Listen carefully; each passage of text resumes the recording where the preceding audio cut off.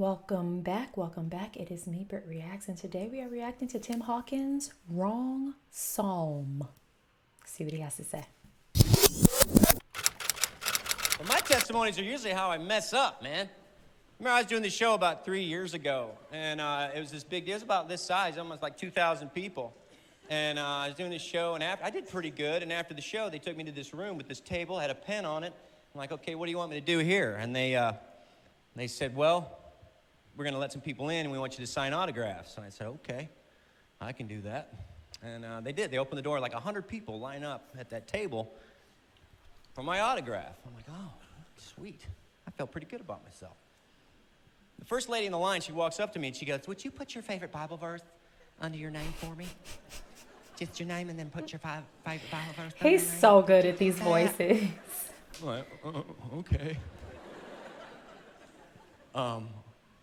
Sure.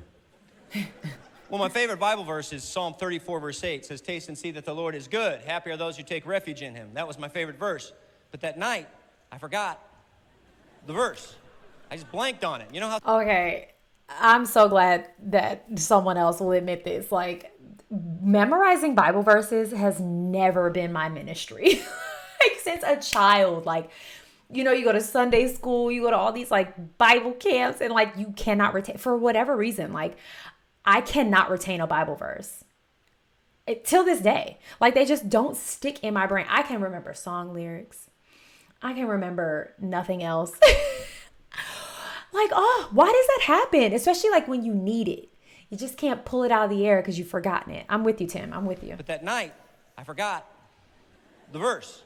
I just blanked on it. You know how sometimes you know, like, sir, when you dress today. You know what I'm talking about? It's like your brain isn't, it's just not working. So I'm thinking, I'm like, oh, it's Psalm something. I got to pick something. And I said, oh, I'll just have to make up a verse here. Not make up so a... I did. I picked Psalm 38, verse 7. Just picked it out of thin air. Psalm 38, 7. Okay, I did it. Like an idiot, I did them all that way. Tim Hawkins, Psalm 38, 7. Hope you enjoyed the show. So I'm driving home that night. I'm like, I don't know what Psalm 38:7 is, but I don't think it's good. That was a good verse. Oh, Lord, could you change the scripture if it's not, just for one night? But he did not hear my prayer. So I get home and I look up Psalm 38, verse 7. Oh, gosh. My horror. My horror. It says, lo, I have a painful disease in my loins.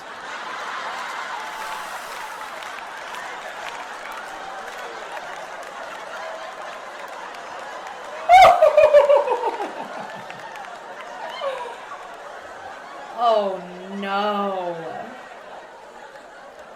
Oh, yuck it up. Thanks for the help. What are there, a billion verses in the Bible? And Hey, you chose the one about herpes. Great. Good. The help. What are there, a billion verses in the Bible? And I chose that one. And I signed it 100 times. And sent it out under my his own little name. mission field. Right. Go! Take the word! Don't forget my loin problem! Build schools and hospitals! Don't forget my loin disease!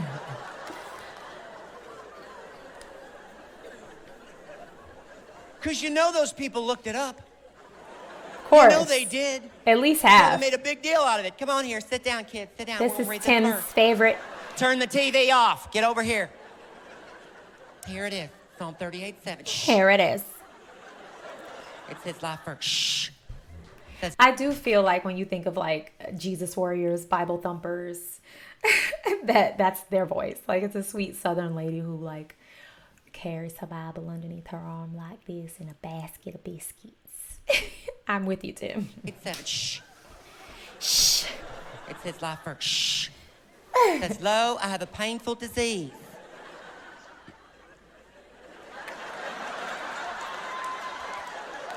It's like, was Tim trying to give us a message?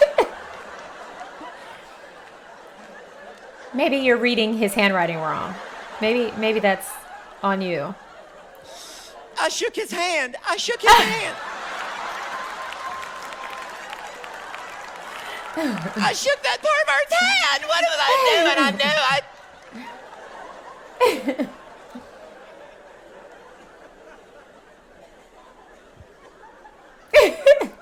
See, look at you, some of you don't get that. Lo, I have a painful disease in my loin. Never gonna see that verse cross-stitched on a pillow. Oh, he's got a podcast? I have never thought of, heard of, or knew of a Christian comedian. Like, he's a very pleasant surprise, a breath of fresh air. I'm assuming he's a Christian comedian, or at least just like a wholesome comedian, because what I've seen of him thus far has had Christian content in it. Family-friendly content, if you will. So I enjoy him. I think his comedy is very real and relatable and funny. He's funny. He does really good impressions as well. All right. I thought that was super funny, if you couldn't tell. And I hope you enjoyed it as well. Go and have the day you deserve. Bye.